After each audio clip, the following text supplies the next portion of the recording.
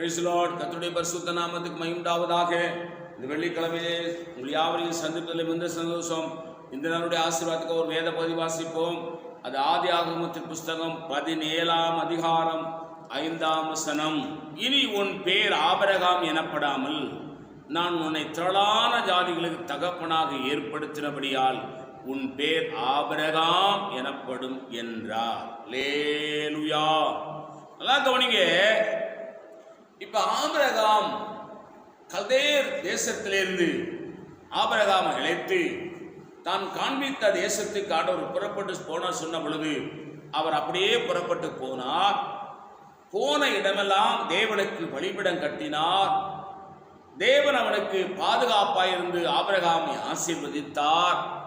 இப்படி நடந்து கொண்டிருக்கும் பொழுது கர்த்தர் திடீர்னு ஆபிரகாமை பார்த்து சொல்றாரு, உன் பேர் இனி ஆபிரகாம் இல்லை, ஆபிரகாம் எனப்படும். ஏனென்றால் ஆபிரகாம் என்றால் ஜாதிகளுக்கெல்லாம் தகப்பன் என்று பொருள். ஆகவே உன்னை ஜாதிகளுக்கு தகப்பனாக ஏற்படுத்தினபடியால் உன் பேர் ஆபிரகாம் எனப்படும். இந்த பூமியிலே பிறந்த எல்லா மனுஷனுக்கும் தகப்பன் யாருன்னு சொன்னால் ஆபிரகாம்.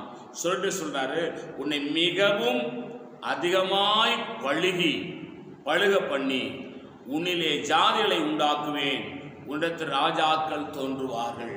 ஆண்டவர் சொல்றாரு, உன்னை பழுக செய்வேன், பெருக செய்வேன். உன் மூலமா தான் இந்த தேசத்துல ராஜாக்கள் தோன்றுவார்கள். அல்லேலூயா. அடங்கி இருக்கிற தேவ சித்தம் செய்கிற, தேவ திட்டத்தை புரிந்து கொள்கிற, தேவன் சொல்றபடி நடக்கிற தேவ பிள்ளைகள் இந்த பூமியிலே ஆசீர்வதிக்கப்படுவார்கள், உயர்த்தப்படுவார்கள். அவர்களை கொண்டுதான் இந்த தேசத்தை தேவன் ஆசீர்வதிப்பார் என்பதை மறந்து விடாதீர்கள்.